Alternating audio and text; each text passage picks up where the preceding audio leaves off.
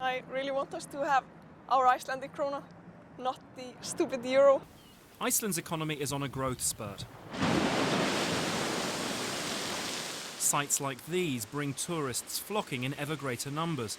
Iceland's currency is half the value of 4 years ago.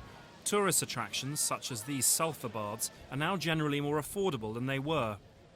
Fishing is doing well too. Fish stocks are increasing, and boat owners benefit from selling their catch in Iceland's now much cheaper currency. And while Iceland can currently keep the entire catch in its waters for its own boats, anti-EU campaigners like Hallo Halsen say this would change if Iceland joined the community. Fish dominates Icelandic society. It's the most important industry in this country. Iceland is not the only country to be moving away from the EU. Turkey's application, already 25 years old, is slipping further away. Serbia, Macedonia and Montenegro's applications all face obstacles too. Croatia will join the 27-country club next year, but if Iceland's government decides to follow its people's will, that could be it for a very long time. Dominic Laurie for VOA News in Reykjavik, Iceland. According to the statistics, Europe's economic crisis is stubbornly lingering into its 6th year. But you wouldn't know it on London's Oxford Street the week before Christmas. I definitely feel that this year, in comparison to the last 2 to 3 years, I think the mood is that people can kind of treat themselves and their family a bit better. According to capital economics analyst Ben May. Debt's still very high, as is unemployment. There's a need for further austerity in some of these countries, and there's a growing unwillingness amongst the population to accept that.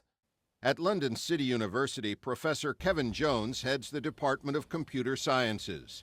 He says the internet makes it possible for anyone to be a terrorist. That's sort of terrorism at a much more approachable level than even, individuals carrying explosive devices. Many countries are developing offensive cyber weapons, and some, including China, Israel, and the United States, have been accused of using them.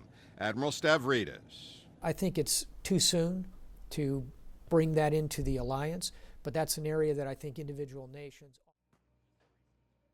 Halfway up the main ski mountain for the Winter Olympics, it is starting to look like the Spring Olympics. Snow is starting to melt. At lunchtime, skiers are peeling off parkas and sometimes shirts. But sports doctor Sergei Litkov, a native of the region, says not to worry. Skiers are complaining that softening snow is deciding race results. Olympic organizers are moving races to earlier in the mornings.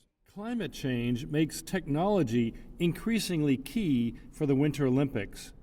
A new historical study shows that the average February temperatures for Sochi and other Winter Olympic host cities increased over the last century by 7 degrees centigrade.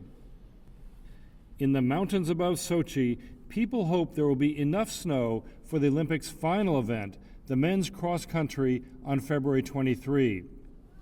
For now, people are praying for the cool in the Olympic slogan. James Brook, VOA News, Rosa Hutor, Russia. Expensive gas as the price to pay for their political independence. But Noel says Ukraine had been extracting a steep discount from Russia for decades because it's home to the only gas pipeline to Russia's huge market in Western Europe, and that was going to end anyway. Russia and its customers have been working for years to build 2 new pipelines that will soon bypass Ukraine, eliminating the country's leverage and putting Russia in a position to charge Ukraine a premium. That's bad news for consumers and business owners like Kiev restaurateur Yuri Gelf.